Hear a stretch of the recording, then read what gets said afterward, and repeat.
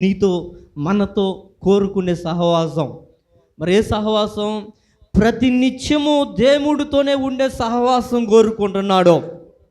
ప్రతి నిత్యం, ప్రతి నిమిషము, ప్రతి సెకండ్ దేవుడితోనే మనం కనెక్ట్ అయి ఉండాలా.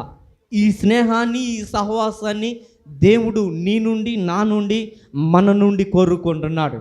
కొంతమంది జీవితాల్లో మనం ఆలోచన చేసి చూస్తే కాసేపు దైవభక్తిలో మునిగిపోతారు. ఏ భక్తిలో? దైవభక్తిలో. అంటే స్నేహం చేసే విషయంలో అసలుకి గంటల తరబడి ప్రార్థన చేసి, ప్రభువా నువ్వు నాలోనికి రా, ప్రభువా నువ్వు నాలోనికి రా, ప్రభువా నీతో స్నేహం చేయాలని ఆశ, నీతో మాట్లాడాలని నా ఆశ ప్రభువా అని ప్రార్థన చేస్తూ ఉంటాం. ఓకే, దేవుడు నీ ప్రార్థన ఆలకించి, దేవుడు నీ మాట ఆలకించి, నీ ప్రార్థన ఆలకించి నీతో స్నేహం చేయడానికి వస్తాడు, సహవాసం చేయడానికి వస్తాడు. కొన్ని రోజులు వ్యవధిలో, కొన్ని నెలలు, కొన్ని సంవత్సరాలు ఈ సహవాసం కొనసాగుతుండగా, ఈ సహవాసములో మునిగి తేలుతున్నప్పుడు మళ్ళీ ఒక చిన్న ఆలోచన నిన్ను పక్కదారి పట్టిస్తుంది.